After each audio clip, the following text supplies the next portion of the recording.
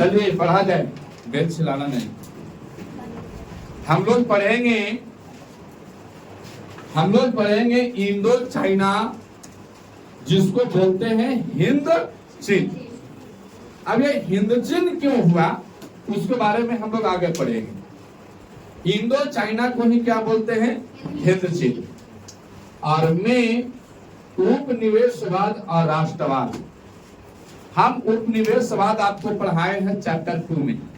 उपनिवेशवाद क्या होता है, समाजवाद क्या होता है, साम्यवाद क्या होता है, राष्ट्रवाद क्या होता है, निरंकुश किसको बोलते हैं, ये सारे बात को हम चैप्टर 2 में अध्ययन आपको करवाए।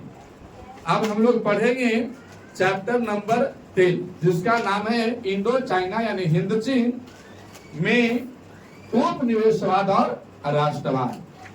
अब आप समझेंगे भैया अगर हम यही सब बात करते रहे कि आप उपनिवेशवाद क्या है, राष्ट्रवाद क्या है, तो यही सब में फिर से टाइम निकलेगी। इसीलिए जो चैप्टर 2 में पढ़ा दिया गया है, अगर आप वो नहीं जानते हैं कि उपनिवेशवाद किसको कहते हैं, समाजवाद किसको कहते हैं, तो आप देखिए आपका वीडियो जो उस पर दिया गया है चैप्टर 2 का हिस्ट्री, आप उसको बेशक आप जा करके और बेसिकली उसको पढ़ लीजिए। एक बार आप उसको दोहराइए, एक बाद यहाँ पे पढ़िएगा, फिर आपको समझ में आएगा।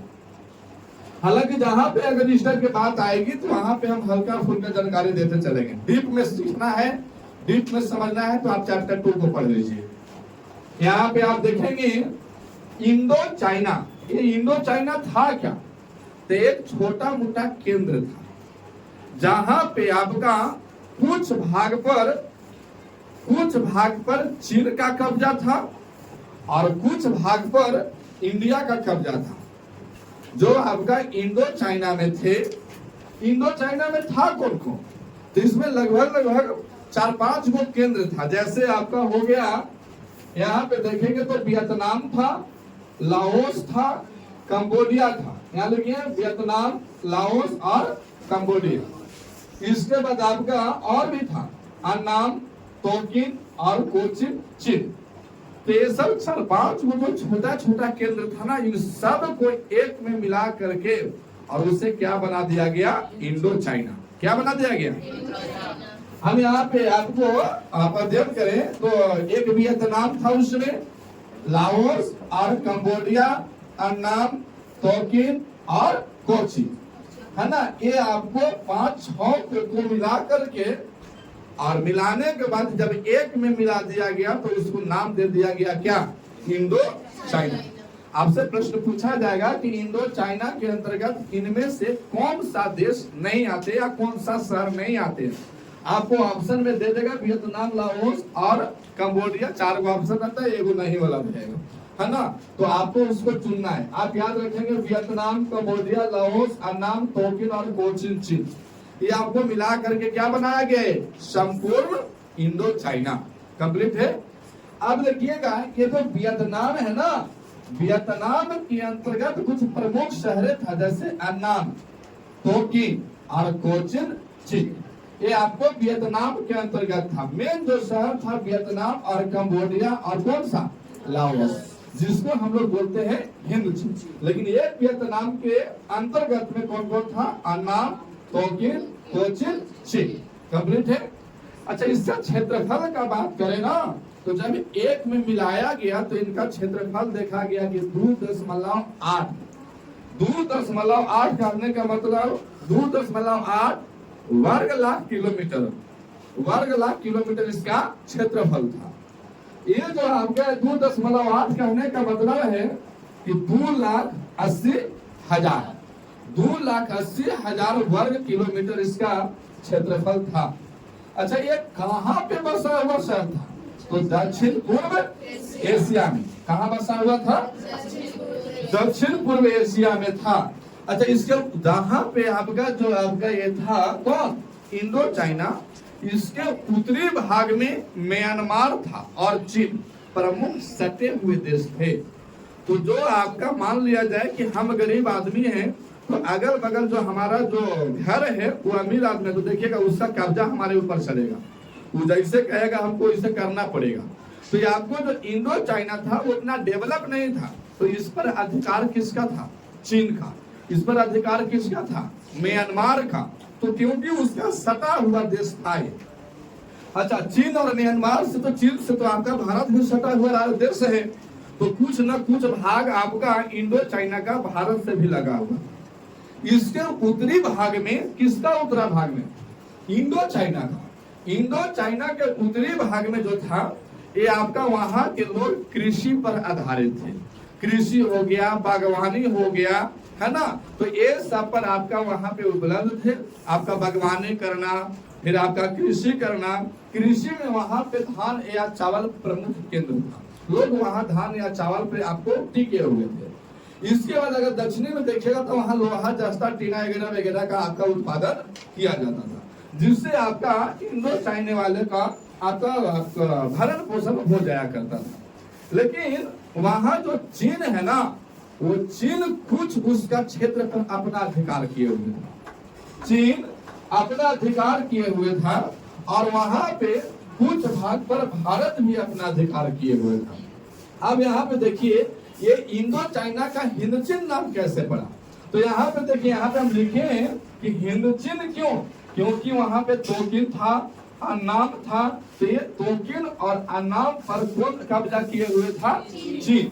और यहाँ पे चीन जब अधिकार किए हुए था, तो तोकिन और अन्नाम पर प्रभाव भी किसका रहेगा? चीन का। चीन वालों को कहना था, तोकिन वाले को और अन्नाम वाला को, कि हमारा जो अधिपत्य है, हमारा जो गणराज्य है, हमारा जो मुल्क है, हमारे यहाँ जैसा प्रचलन है, आपको प्रचलन वैसे ही करना होगा। जैसे हम किसी को गुलाम बना लिए, तो हमारे यहाँ का जो राजपाट है, हमारे यहाँ का चाल चलन है, आपको ऐसे ही करना होगा, है ना। तो इस टाइप के। और बाकी जो आपका लाओस और कंबोडिया था ना, वहां पे सबसे देखिए भारत हुआ। भारत हालांकि ऐसा देश होना नहीं चाहिए था। भारत आज तक किसी का कुछ बिगाड़ा नहीं है, और जो आपको बिगाड़ा है उसको छोड़ा भी नहीं है। एक बात और है, हर कहना जाता है कि हम किसी से लड़ेंगे नहीं, और यदि लड़ेंगे तो किसी को छोड़ेंगे नहीं। भारत भी वैसे ही है। ये किसी को आज तक, ये तो बहुत अच्छा देश है, देखिए पाकिस्तान वाला को माफ कर दिया। माफ किया कि नहीं किया? न तो हमारे जितना बिहार का लोग है, जनसंख्या है, जितना क्षेत्रफल है, पाकिस्तान उतना ही है। बिहार की स्त्री को, जेंट्स को छोड़ दीजिए ना, स्त्री लोग जाके चापड़ी छाप देगा, कहेगा कल से इतना हमारा होगा कि नहीं होगा। चापड़ी छापने में यहाँ के लोग बहुत, चापड़ी का मतलब आज भी हमारे यहाँ बिहार में ऐसे होते हैं। मान लीजिए पहाड़ वाला अगर जमीन है, तो देखिएगा वहां सब पे चापड़ी छापने के लिए अपना अपना जगह बनाया हुआ रहता है। ये एकड़ है, ये एकड़ है, ये एकड़ है, ऐसे ये फलाना बाबू के है। और कल भूल बस जा करके कहीं आपको हम दूसरे में ठोक दिए। महाभारत सुना तो महाभारत, महाभारत का मतलब समझ रहे हैं ना, वो आपको सुनाएगा। और वो सुना के अगर रह गया तो ठीक है, ना तो वो उखाड़ के भी फेंक देगा, कहे तो कि हमार दाम हो तो आके लड़ ले, इतना तक हो जाता है। अगर लड़ाइयों कर लेगा। इसीलिए भैया बिहार के स्त्रियों को खाली छोड़ देना, पाकिस्तान आधा लाहौर वगैरह सब कब्जा कर लेगा ये बात है। तो यहाँ पे इसका बात अलग है। भारत का उस पर प्रभाव किया करता था, किस पर? लाओस पर और कंबोडिया पर। तो ये लोग दोनों जो है ना, चीन और इंडिया, इंडिया को क्या बोलते हैं? हिंदुस्तान। तो अपना नाम शॉर्ट में दिया हिंद। हिंद मतलब हिंदुस्तान, और चीन का माने चीन। तो हिंद चीन, इसका नाम क्या पड़ गया? हिंद चीन। काहे कि आपको इंडो चाइना के अंतर्गत जो क्षेत्र थे, 4-5 गो मुख्य जो आपको क्षेत्र था, उसमें से तोकिन और अन्नाम पर किसका कब्जा था? चीन का। और बाकी लाओस और कंबोडिया, कंबोडिया में कौन कौन आ जाएगा? तो सारे कंबोडिया में आ जाएगा। तो इस पर किसका अधिपत्य था? भारत का। तो इसीलिए भारत अपना नाम दिया हिंद, और वो ना तो चीन है, ये नाम क्या हो गया? हिंद चीन। इसीलिए इंडो चाइना का नाम क्या हो गया? हिंद चीन। अब हम लोग इंडो चाइना बार बार कह के नहीं चलेंगे, अब क्या कहेंगे? हिंद चीन। अब यहाँ पे आइए, तो ये हिंद चीन पर यहाँ पे उपनिवेश करने के लिए सबसे पहले फ्रांस आया था। कौन आया था? फ्रांस। हालांकि औद्योगिकीकरण सबसे पहले कहाँ हुआ था? इंग्लैंड में। कहाँ हुआ था? इंग्लैंड में। लेकिन यहाँ पे जब हिंदुचीन हुआ, तो यहाँ पे सबसे पहले कौन आया था? फ्रांस। ये फ्रांस का उपनिवेश 1945 में वियतनाम फ्रांस से आजाद हो गया था। 1945 हम लोग कब आजाद हुए थे? 1947 में। होकर 2 साल पहले ही जो आपका वियतनाम है ना, वहां जो फ्रांस का भी अधिपत्य था, उससे ये क्या हो गया था? अलग। अब यहाँ पे समझिए पहले फ्रांस कहाँ से आया, तो हिंद चीन जो आपका क्या भारत है ना और चीन, इससे भी पहले कब्जा किसका था, भारत का, सॉरी फ्रांस का। वहां पे उपनिवेशवाद, उपनिवेशवाद हम उसे कहते हैं जो निवेश के उपरांत भी उपनिवेश किया गया, उसे हम क्या कहेंगे, उपनिवेशवाद। जैसे हमारा कंपनी 10 रुपया से लागत लेकर के और एक बिजनेस शुरू किया है, और 10 रुपया और अगर कोई ऊपर से भिड़ा दे तो क्या हुआ, उपनिवेश। पहले से निवेश है उसमें और निवेश किया तो क्या कहलाएगा, वो उपनिवेश। तो ये उपनिवेश कौन किया था, फ्रांस। और फ्रांस चाहता था कि हमारे यहाँ आइए और हमारा कार्य कीजिए, हमारा जैसे काम है वैसे प्रचलन करते रहिए। लेकिन ये बात लोगों को समझ में नहीं आया, और भारत और चीन दूसरे आपको एकत्र होकर के या फिर वियतनाम एकत्र हो गया थे, और फ्रांस से क्या हो गया, आजाद हो गया। अच्छा, आजाद हुआ तो बाद में क्या हुआ, लाओस और कंबोडिया भी क्या हो गए, आजाद। अब यहाँ पे किसी का भी कोई प्रचलन नहीं था। लेकिन अब क्या हुआ ना, जब ये आजाद हुआ संपूर्ण फिर से जब इंडो चाइना बना, तो इंडो चाइना बना तो यहाँ पे जब आजाद, अब किसी को इंडो चाइना पर कोई किसी का आधिपत्य नहीं था, किसी का शासन नहीं था। क्यों, फ्रांस से भी आजाद हो गया और लाओस और कंबोडिया भी बाद में आजाद हो गए। तो जब यहाँ पे आजादी हुई तो कोई भी देश को चलाने के लिए या कोई सभा को चलाने के लिए एक सभापति की आवश्यकता होती है। तब यहाँ पे जैसे हमारे भारत है, तो भारत को चलाने के लिए राष्ट्रपति हैं, प्रधानमंत्री हैं, राज्य को चलाने के लिए मुख्यमंत्री जी हैं। ऐसे हमारे यहाँ जितने राज्य हैं उतना ही मुख्यमंत्री हैं, और सबका प्रचलन हमारे यहाँ राष्ट्रपति कर रहे हैं, उपराष्ट्रपति हैं, हमारे प्रधानमंत्री हैं। तो सबको इस सब की जरूरत है। अगर हमारे देश में ये सब नहीं होते तो हम लोग एकत्रित भारत नहीं कहलाते। तो यहाँ पे जब सोचा गया कि आज हमारे जो आपका लाओस हो गया, कंबोडिया हो गया, है ना, इससे हम लोग आजादी पा गए हैं, फ्रांस से भी आजादी पा गए, तो हमको एक सरकार बनाना चाहिए। तो सरकार बनाया हो चिन मिन को, इनके अध्यक्षता में आपको, इनका हो चिन मिन के अध्यक्षता में जो इंडो चाइना था लोकतांत्रिक गणराज्य का राज्य बन गया। यहाँ पे लिखा गया हो चिन मिन के अध्यक्षता में वियतनाम एक ऐसा गणराज्य बन गया लोकतांत्रिक, या वहां पे लोकतंत्र था, है ना, लोकतंत्र था। अब यहाँ पे जब हुआ तो देखो कहा जाता है कि जब फल पकते हैं ना तो लोगों के मुंह में जख्म हो जाते हैं, ऐसे सुने कहावत। या फिर कभी किसी को राज करने का समय आता है तो मर जाता है, ऐसा भी होता है। हम अपने जिंदगी में बहुत लड़ाई करके संपत्ति को एकत्रित किए, जब राज भोगना तो ससुरा राम ना, ऐसा होता है। जैसा हमारी मम्मी को देखिए, उनका बेटा जब कमाने लायक हो गया तो बेटा के कभी नहीं उन्होंने खाया ही नहीं, वो चली गई अपनी दिल बना करके। तो वही बात बोला जाता है कि जब फल पक जाते हैं ना तो पक्षियों को उसका स्वाद एक्सचेंज हो जाता है, वो खाने लायक नहीं होते। तो यहाँ पे क्या हुआ, वियतनाम जब एक हुआ, तो जब वियतनाम में एक लोकतांत्रिक गणराज्य बना तो कोई को अच्छा लगा होगा और कोई को अच्छा ना लगा होगा। तो यहाँ पे वियतनाम 2 भाग में बट गया। कितने भाग में, एक बटा उत्तरी वियतनाम और दूसरा बटा दक्षिणी वियतनाम। तो जो उत्तरी वियतनाम था तो उत्तरी वियतनाम में हो चिन मिन का ही सरकार था, लेकिन दक्षिणी वियतनाम में बायो दावी का ही सरकार था। यहाँ पे लिखा हो वियतनाम एक उत्तरी वियतनाम है और दूसरा क्या हो जाएगा, दक्षिणी वियतनाम। ये तो उत्तरी वियतनाम में जो थे ना उनका किसका सरकार था, हो चिन मिन का, और जो दक्षिणी में था वो किसका था, बायो दावी का।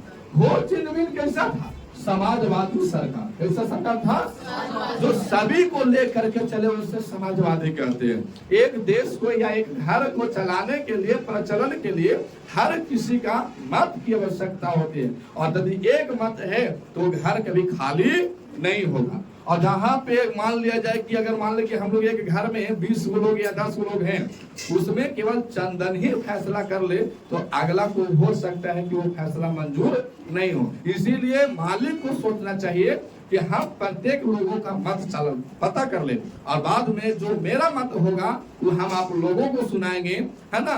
मेरा जो मालिक का मत होगा वो अपने लोगों को सुनाएगा, और क्या विचार क्या परामर्श है तब किया जाए तो वो घर बहुत आगे दिन तक चलती है।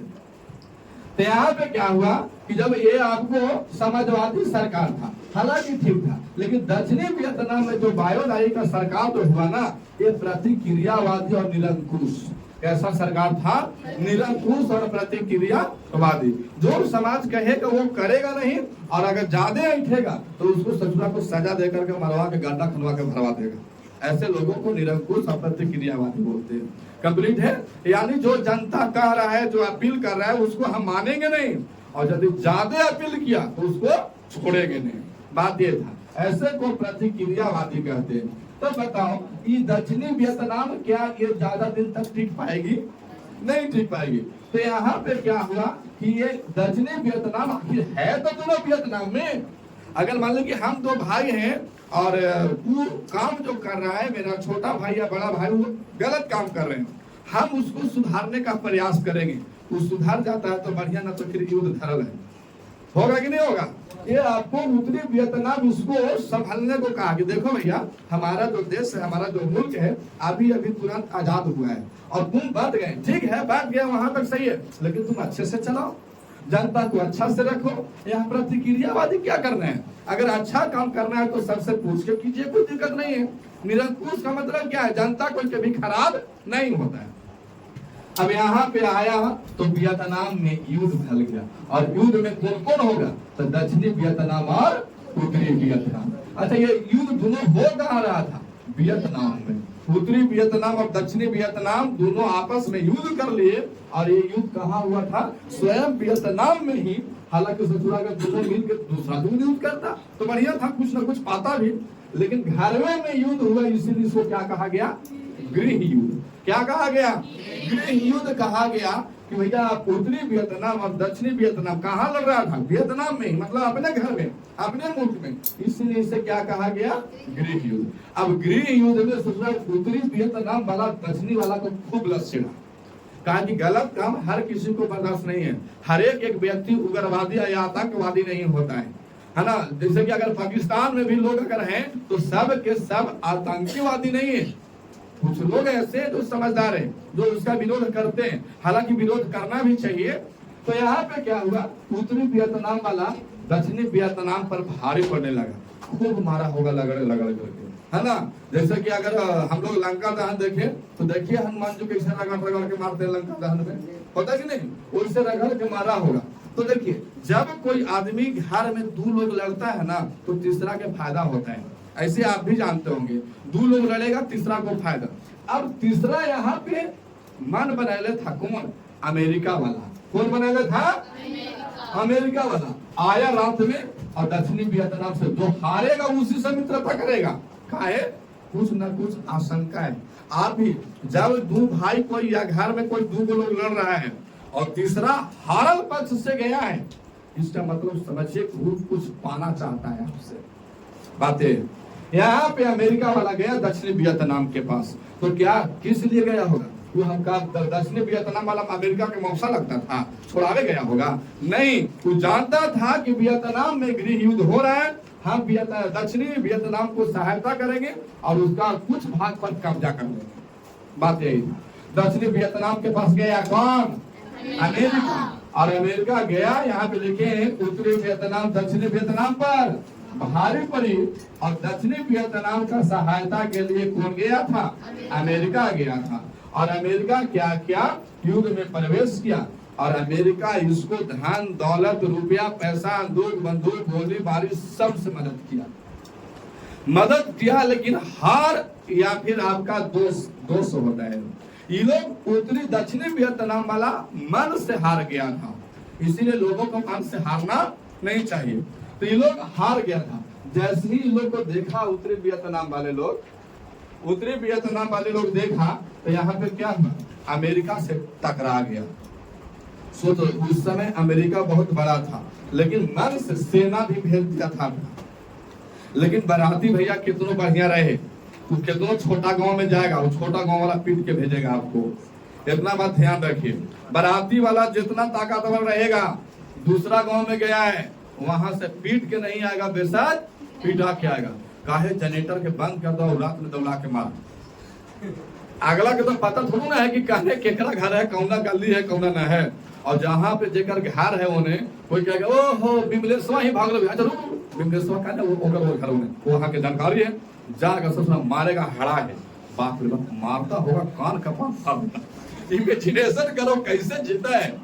इसलिए भैया बाराती उराती में जाओ तो एगो खा पी करके कोना पकड़ो, लगे कि तुम 100 को ब्राह्मण मरा है तो एगो ब्राह्मण जन्म लिया है, कोई सब बराती रहो, समझ गए बातें। हालांकि अमेरिका वाला को उत्तरी वियतनाम वाला खूब मारा, और ये लोग भी क्या हुआ अमेरिका वाला ना वहां से भाग गया। कहां से? वियतनाम से। किसका सहायता कर रहा था? दक्षिणी वियतनाम को। ये यहाँ से बाद में जो युद्ध से है ना अमेरिका क्या हुआ, हट गया।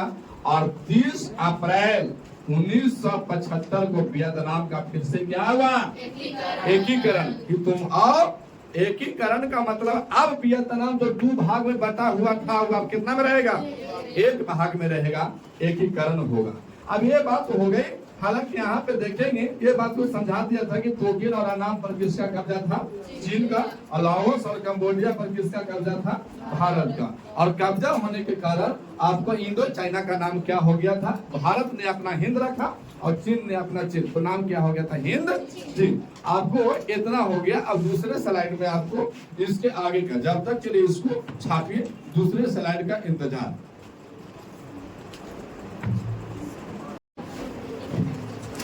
अगले स्लाइड में आप समझिए, यहाँ पे देखा जाए यहाँ पे क्या हुआ, जब आपका अमेरिका हटा तो वियतनाम में क्या हुआ था, एकीकरण। एकीकरण हुआ। तो इसके बाद में आपको पढ़ना है औपनिवेशिक शासन के पूर्व हिंद चीन का इतिहास। अब यहाँ पे आप जान रहे हैं, पहले स्लाइड में आपको पढ़ाया गया तोकिन और अनाम पर किसका कब्जा था, चीन का। चीन का कब्जा था यहाँ पे। अब यहाँ पे देखा गया कि तीसरी शताब्दी में चीन वंश के सम्राट कौन था, हुआंग टी, सी हुआंग टी ने तोकिन पर अधिकार कर लिया था। ये तीसरी शताब्दी क्या होता है, तो जो आपका 201 से लेकर के 300 तक के ईस्वी हुई होगी। जैसे शुरू कहां से हुआ होगा, 1 2 3 ऐसे करते करते 50 99 100 101 तो यहाँ से 200 आएगा ना। तो 200 ईस्वी से लेकर के 201 ईस्वी से लेकर, अरे लड़का मालूम फटो तुम यहाँ कॉपी मांग रहा था, तो यहाँ कॉपी की कौन सी आवश्यकता है, बताएगा तो उल्टा पटक दो, फिर सोच ले। 201 से लेकर के कहां तक, 300 तक के ईस्वी काल को क्या कहा गया, तीसरी शताब्दी। यहाँ पे उस समय किसका शासन था, चीन वंश का। अच्छा ये चीन कौन सा है, कि चीन देश वाला नहीं, जैसे मुगल वंश था है ना, शुंग वंश था, तो ये सब देश वाला चीन आपको ऐसे लिखाता है ना। एक चीन वंश है, वहां का एक सम्राट था सी हुआंग टी, इसका आपका तोकिन पर अधिकार हुआ। बाद में देखिए ये लोग क्या करता था, सटा हुआ आपका मुल्क है ये था, वहां क्या होता था ना कि जैसे ही चीन वाला सॉरी आपका वियतनाम वाला या इंडो चाइना वाला थोड़ा सा कम पड़ा, ए लड़का न तो समझेगा वैसा नस छोड़ा करता है, सोच लो आ गए तो चलता कर लो। अरे क्या करे आप, समझो वीडियो लंबा हो जाएगा बिना मतलब को, एकदम बैल है। कहां पे थे, कहां पे, चलिए ये तीसरी शताब्दी में जो 201 से लेकर के 300 ईस्वी तक के शासन काल को क्या कहेंगे हम, तीसरी शताब्दी। तीसरी शताब्दी में एक आपका चीन का ही चीन वंश, मतलब चीन ये देश है और ये चीन वहां का वंश है। वहां का एक राजा था सी हुआंग टी, वो आपको जाकर के तोकिन पर अधिकार कर लिया था। मतलब वहां का राजा कोई होगा छोटा मोटा, वहां उसको मार करके और अपना अधिकार कर लिया। तो ये बात वहां अधिकार कर लिया, क्यों, चीन से सटा हुआ साम्राज्य था वो, इसीलिए कभी वियतनाम वाला लूज पड़ा तो चीन वाला वहां पे जाकर के अधिकार कर लेता था, और चीन वाला कम पड़ा तो जब कभी होगा से स्वतंत्र हो जाता था। ये बात हुआ था। अब यहाँ तीसरी शताब्दी में ये हुआ। बाद में जब बुढ़ाया तो कौन आया, हान वंश, और हान वंश के नाम का शासन का नाम क्या था, ती ता वाला, एगो होता बूटी, तू नहीं, यहाँ पे ता लिखा हुआ है, ता, बू और ती। ये बूटी ने अपना क्या कर लिया वहां पे, कब्जा। हालांकि इसके बाद फिर 10वीं शताब्दी में आपको आजाद पुनः हुआ ये कौन, वियतनाम। तो कि ये आपको चीन वंश या हान वंश से ये अधिकार आपका क्या हो गया था, छीन लिया था, और ये आपको समाप्त हो गया था उसका कब्जा, और ये 10वीं शताब्दी में क्या हो गया, आजाद। लेकिन फिर से आई 15वीं शताब्दी में कौन, मिंग वंश के राजा, जिसका नाम क्या था, युगली, है ना, युगली। सचवा चुगली नाम रख लेता, खाली के जा कर लेता तो हो ही जाता। यहाँ पे क्या कर लिया, अधिकार कर लिया।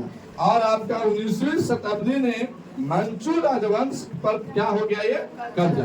अंत में चीन का अधिपति ने क्या करना पड़ा, स्वीकार कर लिया। इतना ही वियतनाम, तोकीन, है ना, इतना ही इसको उबिया दिया ना कि कहा कि भैया हमारा यहाँ राज पर चलेगा, हम जैसे कहते हैं वैसा मानो, जो हमारे देश में हो रहा है उसी रीति रिवाज के अनुसार आपको चलना पड़ेगा। बाद में ये नहीं, ये सब के ढूंढ दिया कि आपको चीन का अधिपति ने क्या करना पड़ा, स्वीकार करना पड़ा। बात वही है, घर में तो ही सोचो लड़ रहा था, वियतनाम में तो युद्ध हो गया, गृह युद्ध, तो यादव जी को लड़ाई था। ये लोग भी क्या करता है ना, लड़ लेगा जरूर, लेकिन अंदर वाला दिल से, हृदय से मिलेगा नहीं। ये लोग मौका मिलेगा तो फिर मार के फाड़ देगा, मीटिंग में बैठेगा तो ठीक हो जाएगा, हाँ ठीक है आज से हम लोग मिलजुल के रहेंगे। लेकिन गलती करके देखो एकदम असूल लेगा तुरंत। ये सब पे ज्यादा लड़ाई देखना है तो बरसात में देखिए, और चल जाइए मेडिकल। हम कहते हैं कि 100 केस में से 60 वो केस यादव जी का रहेगा। केकरो माथा फटल, केकरो कुछ हो, केकरो कुछ हो, काहेला बरसात में हमार आरी काट दिल को, तू इससे काट दिल को, हमार में बढ़ाले जाए थलो एक बीता आरी काट दिल को। अरे सोचला काटे तो ही ना, तू मार के मुआ देगा उसको। और सोच लो, इमेजिनेशन करके देखो, अगर मार दिया कहीं चकरा के गिर जाता हो, नहीं बात है। तो यहाँ पे क्या हुआ, चीन का अधिपत्य उन्हें स्वीकार करना पड़ा, और स्वीकार किया तो जो रीति रिवाज हमारे चीन में था उस समय, उसी रीति रिवाज के अनुसार वियतनाम को या इंडो चाइना को वहां चलना पड़ा, उसी रीति रिवाज को मानना पड़ा। लेकिन यहाँ पे क्या हुआ, यहाँ पे लाओस और कंबोडिया जो था, अभी भारत बचा हुआ था वहां पे, भारत वहां, भारत का भी तो अधिकार था वहां। तो जो लाओस और कंबोडिया था उस पर किसका प्रभाव था, भारतीयों का। वहां का एगो आपको कंबोडिया का एगो राजा था श्रीमार, क्या नाम था इसको, श्रीमार। देखो नाम रख ले कि ना, श्री है कि नहीं। तो भारत में क्या था, हमारे टाइटलवा जोड़ के चल, हम लोग ना बोलते हैं अपने पापा का नाम क्या है, तो श्री फलन मिस्त्री, या श्री फलन शर्मा, या फिर श्री फलन यादव, ऐसे बोलते हैं ना बोलते हैं, बोलते हैं। तो यहाँ पे प्रभाव किसका था, इंडिया का, किस पर, लाओस और कंबोडिया पर। तो वहां के लोग के बोला भारत ने कि देख भैया तू अपन ठीक है, लेकिन तनी मनी हमरो बतिया मान, नाम तू अपन देश के लेकिन टाइटल हमारा देश के। यहाँ पे नाम रखा इंडिया वाला, श्री और मार और फार और कुदार सब होने रख लेता, समझ गया, कंबोडिया तरफ। अब यहाँ पे क्या था, जो यहाँ लाओस और कंबोडिया था ना, यहाँ पर हो क्या रहा था, तो यहाँ में हो रहा था कि यहाँ इस्लाम धर्म का प्रचार ने इसे समाप्त कर दिया था। बाहर इस्लाम जो वहाँ के लोग था, इस्लामियों यहाँ भारत के लोग गया, अगर शासक तुम्हारा चलेगा। इस्लाम भी जनसंख्या बहुत काटर जात होता है, वो इस्लाम में जो मुस्लिम लोग होता है वो लोग भी कहा कि एक बात बहुत अच्छा लगता है वो लोग में कि शादी ब्याह सब एक गाँव में हो जाता है। हम लोग को भी ऐसे होता तो हम कहीं दूसरा जगह विवाह नहीं करते, बगल वाला से कर लेते तो क्या दिक्कत था, बात ये था। अब यहाँ पे इस्लाम में ऐसे होते हैं, तो इस्लाम में यहाँ पे गया और इन्होंने एकजुट होकर के वहां के प्रचार को क्या कर दिया इन्होंने, जो आपका कंबोडिया में इस्लाम में जो भी आपका प्रचार प्रसार हो रहा था, वहां के बल बुत्ते पर, अपना बल बुत्ते पर वहां के प्रचार को क्या कर दिया, बंद कर दिया। और वहां पे क्या, जब बंद जैसी हुआ तो यहाँ पे गया और वहां पे बौद्ध धर्म, शैव धर्म, वैष्णव धर्म का क्या हो गया, प्रचार। यहाँ पे पहले प्रचार किसका था, तो श्रीमार का। वहां पे आपको लाओस में, कंबोडिया में अपने मुल्क का प्रचार था। लोग माइक ले लेके चिल्ला रहा था कि हम लोग एकजुट रहेंगे, ऐसे करेंगे, वैसे करेंगे, प्लान करेंगे। और ये जाकर के बोला बंद करवा दिया और यहाँ पे कह दिया कि हमारा मुल्क में बौद्ध धर्म का प्रचार हो, शैव धर्म का प्रचार हो, वैष्णव धर्म का प्रचार हो। सोचो सब प्रचार करने लगा, जैसे कि ना होता है कि कोई वो गीत गवा रहा है कहीं पे, किसी का, जैसे कि आपके हम लोग के यहाँ गीत गवा रहा है अभी कौन एगो आपका चलल है वो गीत गावे वाला, ईसा मसीह।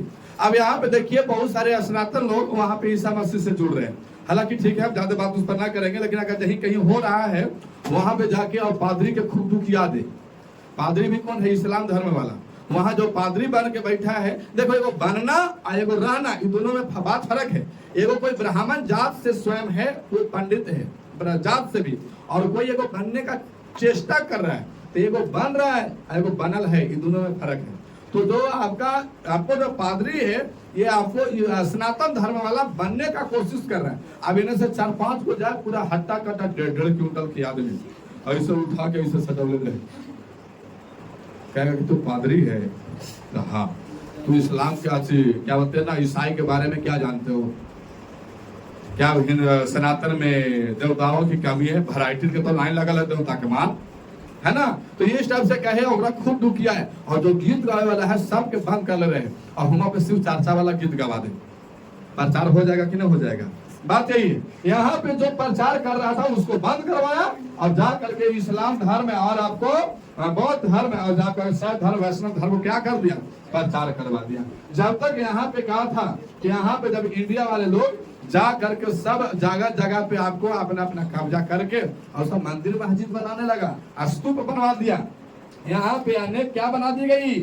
स्तूप। और यहाँ पे ये मंदिर है, वो मंदिर लिखा गया है, मंदिर है, मंदिर बनवाया दिया गया। उसी में एक जगह था कंबोडिया, जहाँ पे नाम रख दिया अंकुर वाट का मंदिर। और वो मंदिर किसका था? कौन सा भगवान का? तो विष्णु भगवान का मंदिर था। और इसको बनवाया था कौन?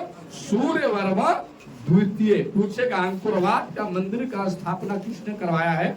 सूर्यवर्मा द्वितीय। कब कराया गया था? तो 12वीं शताब्दी में, है ना। कहाँ करवाया गया? कंबोडिया। वहां पे फ्रांसीसी आए कैसे थे, इसके बारे में मुझे पढ़ना है। तो वहां पे डायरेक्ट फ्रांसीसी नहीं आए थे। हिंद चीन में सबसे पहले यदि कोई आया था उसका नाम क्या था? पुर्तगाल। क्या नाम था? सबसे पहले कौन आया था? पुर्तगाल। इसके बाद पुर्तगाल जो आया था ना, वो सब व्यापार के मन से आया था कि हम वहां पे जाएंगे और वहां पे क्या करेंगे? हम व्यापार करेंगे। वहां से हम अपना पुर्तगाल से जो सामान बनाते हैं वो जाकर पुर्तगाल में बेचेंगे, और पुर्तगाल में जो अच्छा होगा वो हम अपना देश में ला करके बेचेंगे। तो ये व्यापारियों, आधी व्यापारी लोग यही करता है ना। कहीं पे अगर सस्ता मिला तो उनको से खरीद करके और अपना बेच दिया, और यहाँ अपना सामान तो वो बेच ही रहा है। तो पुर्तगाल जो आए थे, मेन मकसद यहाँ था कि हम जाकर के क्या करेंगे? वहां पे हिंद चीन में व्यापार करेंगे, वियतनाम में व्यापार करेंगे। इसके बाद फिर कौन कौन आया? तो वहाँ इंग्लैंड भी आया था, स्पेन भी आया था, फ्रांस भी आया था, यूनानियों लोग भी आए थे। तो ये सारे लोग वहां पे आए थे। लेकिन ये जो आपका व्यापार के लिए पुर्तगाल, स्पेन, इंग्लैंड, लेकिन फ्रांसीसी से थोड़ा चालाक था। ये जब ये भी शुरू में आया था व्यापार के ही हैसियत से आया था, लेकिन जब यहाँ पे देखा गया कि यहाँ पे कोई कोई क्षेत्र जैसे अनाम कोकिन वगैरह जो है, वो सब क्षेत्र जो है ना, वो व्यापारियों के लिए बहुत बड़ा क्षेत्र था। और जो वहां का जो क्षेत्र था ना, वो एक समुद्री सिल्क रूट से जुड़ा हुआ था। जो आपका कोकिन हो गए, अनाम हो गए, ये जो आपका सब रास्ता था, ये सब क्या था ना कि आपको यहाँ सिल्क रूट से क्या था? वो जुड़ा हुआ था। तो वहां पे जब फ्रांसीसी देखा तो उस समय फ्रांसीसी चतुर थे, वहां पे आ करके और धीरे धीरे क्या करके वहां व्यापार करते थे, और धीरे धीरे वहीं रहना, झोपड़ा पट्टी पहले लगाया। कभी भी किसी को जमीन को यदि हथियाना है, कोई भी कैसो जमीन है, तो जाइए वहां पे पहले 2-4 दिन ऐसे सूतिए, 2-4 साल सूतिए।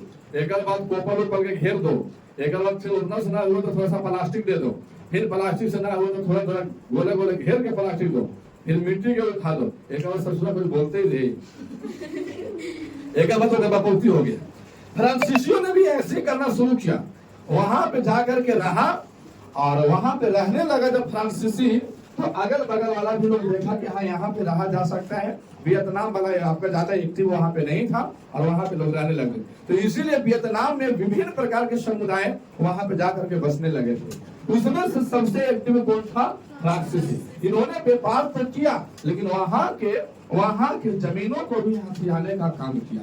और ये जो रास्ता इसलिए चुना था कि जो वियतनाम है ना, वो समुद्री सिल्क रूट से जुड़ा हुआ था, इसलिए जहाज वहां पे आसानी से आ जाता और चल जाता था। उस समय इतना आपका बस गाड़ी में ट्रेन वगैरह उस समय नहीं था। कहे कि उस समय आपको लोग समुद्री जहाज से नाव वगैरह से आपको व्यापार किया करते थे। अब यहाँ पे देखिएगा, यहाँ पे ये जब समुद्री सिल्क रूट से जुड़ा हुआ था, इसीलिए यहाँ पे व्यापार करना क्या था? आसान था। तब पुर्तगालियों ने क्या किया कि यहाँ पे जाकर के एक माइको बंदरगाह का स्थापना किया। ये माइको बंदरगाह इसलिए कि यहाँ पे हमारा ही सामान यहाँ पे उतरेगा, किसी का सामान यहाँ पे अन्य देशों का, चाहे फ्रांस का हो, चाहे यूनान का हो, चाहे इंग्लैंड का हो, चाहे स्पेन का हो, कहीं का भी है, इस बंदरगाह से केवल हम ही व्यापार करेंगे, दूसरा कोई नहीं कर सकता है। अब यहाँ पे व्यापार करना शुरू कर दिया। तो यहाँ पे जो व्यापार करना जब शुरू किया, तो यहाँ पे फ्रांसीसी लोग जहाँ पे थे, तो वहां से उनके माल को खरीद करके और वियतनाम में ये लोग फ्रांसीसी ही देते थे। अब धीरे धीरे जनसंख्या बढ़ती गई। जैसे आज अगर मान लिया कि हम यहाँ बिकुआ में आए हैं, तो धीरे धीरे जनसंख्या अगर बढ़ी मेरा, तो क्या करेंगे, यहाँ पे आपके जगह जमीन लेकर के घर द्वार बना देंगे, 10 घर हो जाएंगे। धीरे धीरे जनसंख्या बढ़ी, किनका? फ्रांसीसियों का। तो यहाँ पे फ्रांसीसियों को जब जनसंख्या बढ़ा, तो धीरे धीरे इन्होंने किसी को चापना शुरू कर दिया, मैंने वहां पे हक जमाना शुरू कर दिया। तो उनमें जो आपका ईसाई वाले लोग जो थे, जो पादरी लोग थे, वो अपने धर्म को, मतलब स्वयं फ्रांसीसियों के धर्म को क्या किया, उन्होंने अच्छा बताना शुरू किया कि देखिए हमारा जो धर्म है वो बेशक बहुत बढ़िया है, हम आपका धर्म को खराब नहीं कर रहे, लेकिन हमारा धर्म क्या है, बहुत बढ़िया है। इसलिए अपने अपने धर्म को यहाँ पे लोग बड़ाई करना शुरू कर दिया। तो यहाँ पे लिखा हुआ है कि पुर्तगाल जो था वो माइको बंदरगाह की स्थापना, है ना, इसी से वियतनामियों में क्या होता था, व्यापार करना आसान हो गया। शुरू में जो थे धर्म प्रचारक जो थे, वह आपको क्या करते थे, व्यापारियों की अहम भूमिका रही, किसमें, आपको धर्म प्रचार करने में। और वहां पे जाया करते थे लोग। आज भी शिव चर्चा वगैरह हुआ करता है ना, उनका प्रचार होता है। वैसे ही आपको यहाँ पे धर्म का प्रचार किया गया, और जो धर्म प्रचारक वहां गए, वहीं पे क्या गए, वहीं पे बस गए, वहीं पे रहना शुरू कर दिया, वहीं पे घर बनाना शुरू कर दिया। अब यहाँ पे बस गए, तो लोग वहां के जाकर के लोगों को गलत कि तुम्हारा ये है, तुम्हारा में कोई भगवान नहीं है, हमारे यहाँ कोई भगवान है, हमारे यहाँ मस्जिदें हैं, हमारे यहाँ मंदिरें हैं, ऐसे कर करके पूरा कुछ अपने धर्म के बारे में बताया, अपने रीति रिवाज के बारे में बताया। तो हर किसी को मन डोल जाता है भैया हाँ चलो ठीक है। जैसे आज हमारा सनातन लोग जा रहे हैं ना ईसाई धर्म में, तो कारण क्या है, कोई इसने पूर्वक आदमी है तो उसको समझा जरूर चल गया उन्हें। और ये भी कहा जाता है कि भैया तुम हमारा धर्म में आए हो, तो अपना घर में कोई भी, अपना धर्म के कोई भी भगवान को पूजा तुमको नहीं करना है, ऐसे कहे जाते हैं। लोग मान भी रहे हैं, हालांकि जिनको मानना है बड़ी बढ़िया बात है, मानिए। अब यहाँ पे वहां पे बस गए, तो यहाँ पे क्या हुआ, 18वीं सदी में फ्रांसीसी राजनीतिक में भी विश्वास करने लगे। जब लोग अपना वहां पे दिलचस्प रखा, तो धीरे धीरे आपको होवे करता है। ट्रेन में भी देखिएगा कि अगर भीड़ भाड़ में कोई जाकर पहले खड़ा हो जाएगा, एक बार तो बाप रे बड़ा चक्कर आ रहा है, तो अगल बगल वाला कह देगा तुम बैठ जा। अब बैठ गया, तुमको सोचना है तो क्या करेगा, अब हमरा लगता है तुम मर जाओ, अब हम जिंदा ना रहो।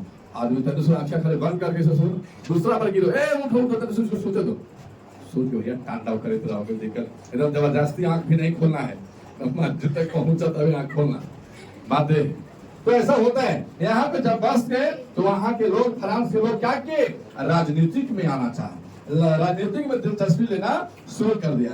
एक बार फिर वहां पे जाकर के कोचिन, चीन और फ्रांस के बीच में क्या हुआ, 1787 में संधि हुई। इसके पहले के बात समझिए, यहीं पे वियतनाम में कोचिन चीन वाला अपना घर में विद्रोह कर लिया, और विद्रोह कर लिया तो ये लोग वहां के जो जनता था, उन्होंने कहा कि भैया हमको ऐसा राजा नहीं चाहिए, हम राजा को क्या करेंगे, बदलेंगे। तो कोचिन चीन का जो राजा था वो भगा गया, उनके पास तो उतना सेना भी नहीं था कि भैया अगर उस विद्रोह में अगर सारा लोग कह रहे थे कि हमको राजा को एक्सचेंज करना है, हम राजा ऐसे राजा को पसंद नहीं करते। अब राजा क्या करे, राजा के पास तो उतना संपत्ति भी नहीं था, उतना सेना भी नहीं था, उस विद्रोह को इन्हें ताकत से जाकर क्या करे, रोक दे। उन्होंने क्या किया कि फ्रांसीसियों से सहायता मांगा, फ्रांसीसी से सहायता मांगा, तो फ्रांसीसी वाला बोला कि ठीक है हम सहायता आपको करेंगे, लेकिन बदले में हमको क्या मिलेगा।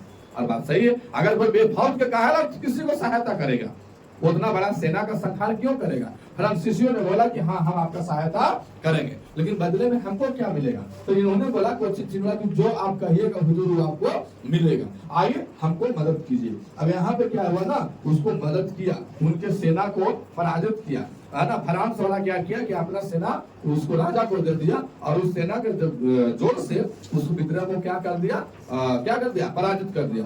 और जब पराजित किया तो यहाँ पे कोचिन और चीन में क्या हुआ, संधि। और इस संधि का हुआ था 1700।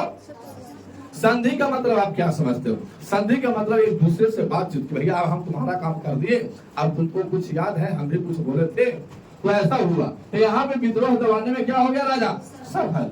अब कोचिन चीन पर फ्रांस का क्या हो गया, दबदबा बढ़ता चला गया। जैसे ही वो अपना सहायता किया तो फ्रांस अपना क्या किया, वहां पे दबदबा शुरू कर दिया। दबदबा का मतलब इन्होंने संधि में यह कहा गया था कि देखिए हम फ्रांसीसियों आपके यहाँ क्या कर रहे हैं, बिजनेस कर रहे हैं, व्यापार कर रहे हैं। तो व्यापार कर रहे हैं तो जो आपको एक देश जब दूसरे देश में व्यापार करता है तो वहां के राष्ट्र को आपका कुछ न कुछ टैक्स चुकाना पड़ता है। इन्होंने ऐसे ऐसे कई गो टैक्स माफ करवा लिया था। कौन? फ्रांसिस से, किससे?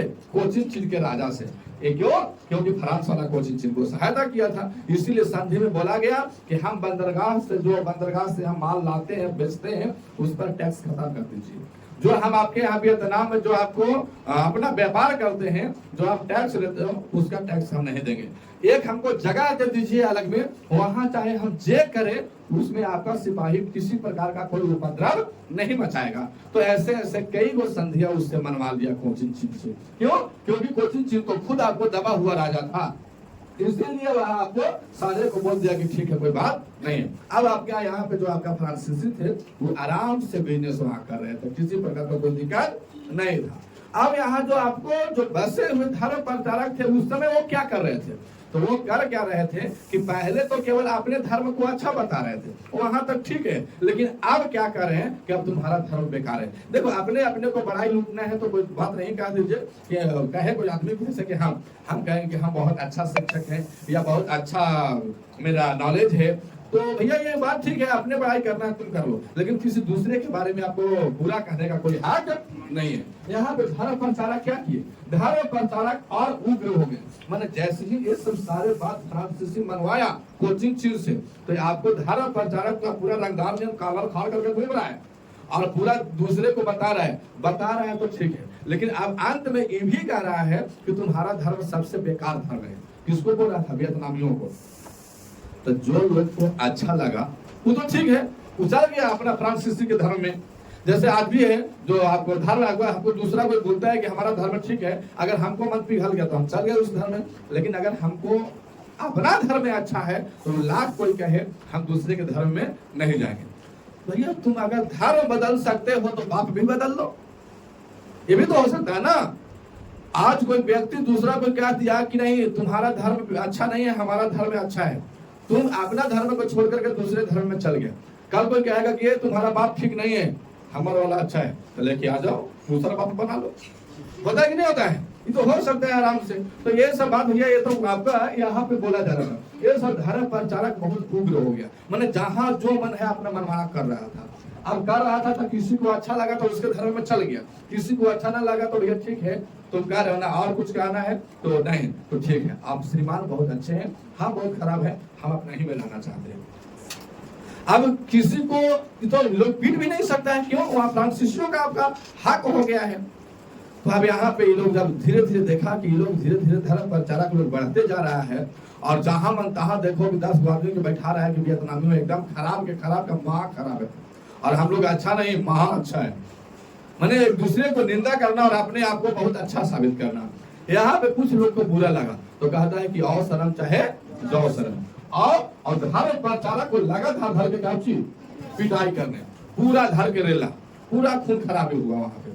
ससुरा एगो धर्म प्रचारक रहेगा तो ठीक है, ये बढ़िया बात है, तुम अपने आप को ठीक कर सकते हो, लेकिन तुमको जैसे कि हम अपने आप को ठीक कर सकते हैं, लेकिन हमको एक पैसा का हक नहीं है कि हम अपने भाई के बारे में या किसी के बारे में बुराई करें।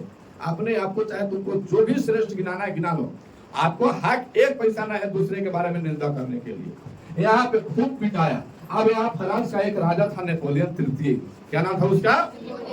अच्छा, जो हम लोग पढ़े हैं पिछले नेपोलियन के बारे में, वो नेपोलियन नहीं, ये नेपोलियन दूसरा था। है ना। ये नेपोलियन तृतीय ये दूसरा था। तो वहाँ कौन फ्रांस के राजा कौन था? नेपोलियन तृतीय। अब जब ये भतीजा वहाँ पता लगा फ्रांस में कि भैया हो इतना रहते भर में करते भर में हम लोग तो खुद दौड़ा दौड़ा के मारा। कौन मारा? वियतनामी। तो काहे ना मारा? तो हम लोग जैसे सरकार आप कहे थे वैसे तो कर रहे थे, लेकिन फिर भी मारा। इन्होंने क्या किया कि बहुत बड़ा एक सेना भेजा यहाँ पे, जल सेना। कौन सा सेना? जल सेना। और खूब इन लोग को पिटाई किया, खूब यहाँ पे जा करके वियतनामियों को खूब पीटा।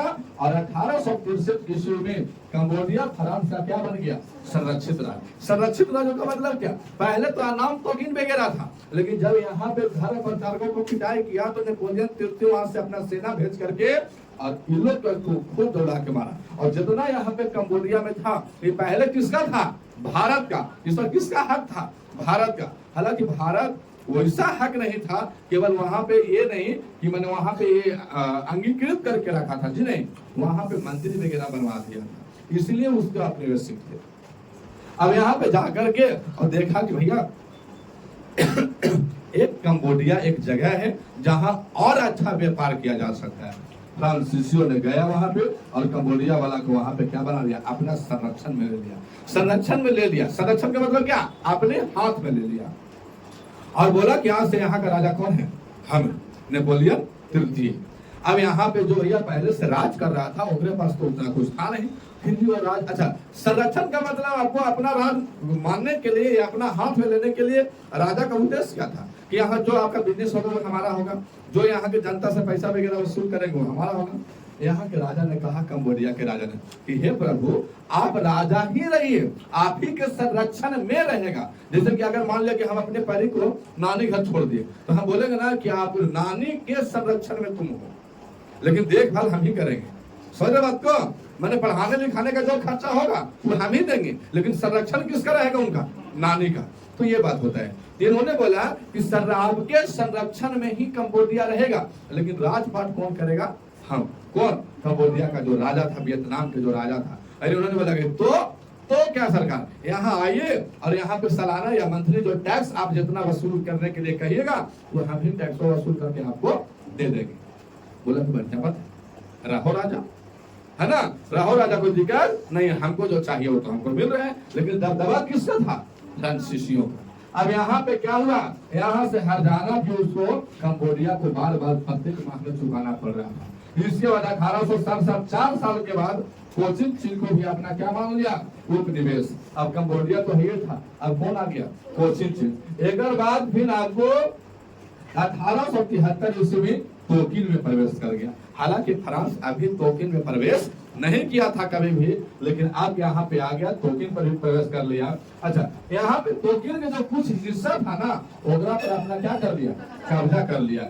इसके बाद वहां पे 1874 से 84 ईस्वी तक नाम पर भी क्या कर लिया? अपना दबाव डाल करके कई व्यापारिक और राजनीतिक सुविधाएं वहां क्या कर लिया? प्राप्त कर लिया। राजनीतिक सुविधाएं का मतलब लगभग 100 में से 50 या 70 जो पद है वो फ्रांसीसियों का हो गया, वहां के राजनीतिक में शामिल होने के कारण।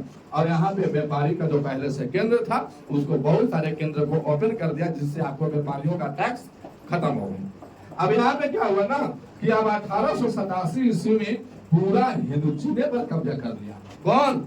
फ्रांस ने। धीरे धीरे जब कंबोडिया से शुरू हुआ और जा करके पूरा जो हिंदचीन था, हिंदचीन जो आपको हिंद और चीन के कब्जा में था, वो पूरा हिंदचीन पर फ्रांस कब्जा कर लिया। और फिर से इसको हिंदचीन हटा करके, और नाम पहले से क्या था?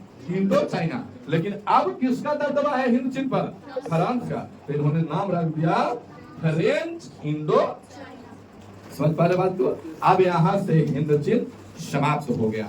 यहाँ से हिंदचीन क्या हो गए? समाप्त। अब यहाँ पे न तो चीन का दबाव है, नहीं तो फ्रांस का। अब पहले नियम आपको इंडो चाइना बन गया। अब इंडो चाइना बना तो वहां पे इंडो चाइना पर अब हक किसका? उपनिवेश किसका है? फ्रेंच का, फ्रांस का। इसीलिए अपन पहले नाम लिख दिया फ्रेंच इंडो चाइना। जेकरा लड़ना है वो आ जाओ। अब यहाँ पे देश पर किसका हक है? फ्रेंच का। अभी आपका हो गया पहला स्लाइड में। आइए हम लोग दूसरा स्लाइड में थोड़ा सा देख लेते हैं और इसके बाद फिर आपका देखा जाए दूसरा स्लाइड। चलिए देखिए, इसके बाद हम लोग समझेंगे दूसरे स्लाइड में कि वहां पे फ्रांसीसी अगर इतना उग्र हुआ तो क्यों हुआ। अब यहाँ पे कई कारणे, तो यहाँ पे मैं लिख के रखा हूं कि फ्रांसीसी उपनिवेशवाद की स्थापना का प्रमुख कारण क्या क्या था। तो वहां पे जानता था कि वहां वियतनाम में जो है ना बहुत सारे कुछ न कुछ खनिज हैं। हम आपको पहले भी बताए थे कि जो वियतनाम के लोग जो थे वो आपका कैसे थे, कृषि पर आधारित थे। कुछ रबड़ भी हो जाया करता था वहाँ जो, लेकिन प्रमुख जो था वहाँ पे कृषि, टीन जस्ता वगैरह वहाँ पे हुआ करता था। तो फ्रांसीसियों को लगा कि हम वहां जाकर के और फ्रांस से अच्छा हम जाकर के वहां पे व्यापार कर सकते हैं, वहां पे अपना बिजनेस वहां का रख रखा, वहां पे हम अच्छा जिंदगी जी सकते हैं। तो आइए वहां प्रमुख कारण क्या था। तो प्रमुख कारण हम लोग लिखेंगे, एग्जाम में आएगा कि फ्रांसीसी उपनिवेशवाद के स्थापना का प्रमुख कारण का व्याख्या कीजिए। तो हम कहेंगे कि फ्रांसीसी उपनिवेशवाद के प्रमुख कारण निम्नलिखित है। नंबर वन का लिखेंगे आर्थिक कारण। आर्थिक कारण के वहां के जो आपको सिल्क रूट थे ना, आर्थिक कारण मतलब आपको क्या होता है, कारण दो होता है, आर्थिक वो शारीरिक। तो जो आर्थिक का मतलब क्या होता है, रुपया पैसा। तो वहां में जो रुपया पैसा था उसका वैल्यू कुछ ज्यादा था, इसलिए वहां का आर्थिक कारण बहुत बढ़िया था कि वहां पे हम जाकर के और अपने यहाँ क्या, जैसे कि देखिए इंडिया की अपेक्षा अमेरिका का आर्थिक स्थिति ठीक है। क्यों, वहां का अगर डॉलर रुपया और यहाँ का शायद रुपया, ये दोनों से 18 गुना का फर्क है। वहां का $1 यहाँ के 18 रुपया, साथ दोनों बराबर है। ज्यादा विशेष तो हमको पता नहीं है, कुछ ऐसा है ना सऊदिया का शायद आपका कुछ ऐसा है, $1 और 18 रुपया के बराबर है। लेकिन वहां का मुझे जानकारी नहीं, वहां का देखिएगा ना तो मिला करके यहाँ से पैसा का वैल्यू, वहां का पैसा का वैल्यू क्या है, अधिक है। इसीलिए वहां यहाँ आपको फ्रांसीसियों में आपको क्या किए कि यहाँ पे आपका बिजनेस करा या व्यापार करना क्या हो गया शुरू। इसके बाद फिर क्या था, तो वहां के कृषि प्रधान देश जो वियतनाम था वो कृषि प्रधान देश था। वहां आकर के लोग और कृषि किया करते थे। कृषि करने के लिए जो जगह था वो बहुत समतल एरिया पे था, इसीलिए वहां पे खेती करना वहां आसान था। तो खेती वहां क्या क्या होता था, जैसे चावल हो गए, रबड़ हो गए, गेहूं हो गया, बाजरा हो गया, चाय हो गया, तो ये सब आपका वहां पे खेती हुआ करता था। तीसरा कारण में क्या है कि व्यापार का संभावना, वहां पे कारण क्या है कि व्यापार ज्यादा चल रहे थे, तो वहां पे आने जाने के लिए बहुत सारे बंदरगाह थे। और जो आपको आप एक सामान को दूसरे देश में भेजने के लिए, अपने देश से सामान को दूसरे देश में भेजने के लिए इस बंदरगाह का उपयोग करना बहुत ही आसान था। इसके बाद में भी क्या था, तो यहाँ पे वियतनाम में खनिज की भी उपलब्धता था। खनिज का मतलब जैसे आपका खनिज में क्रोमियम हो गया, टीना हो गया, जस्ता हो गया, तो बहुत महंगे महंगे धातु वहां थे और बहुत महंगे महंगे धातु थे। इसलिए यहाँ से खनन करके और अपने सामान को क्या करते थे, दूसरे राष्ट्र में जाकर के बेचा करते थे। इसलिए यहाँ पे आकर के इन्होंने अपना उपनिवेशवाद को शुरू किया। तो हम लोग एक प्रश्न और लिखेंगे, लिखिएगा HW में लिखिएगा, आज का HW रहेगा फ्रांसीसी उपनिवेशवाद के स्थापना का प्रमुख कारण क्या है। फ्रांसीसी उपनिवेशवाद की स्थापना का प्रमुख कारण क्या है। आज का कक्षा की समाप्ति यहीं पे। जय हिंद, जय भारत।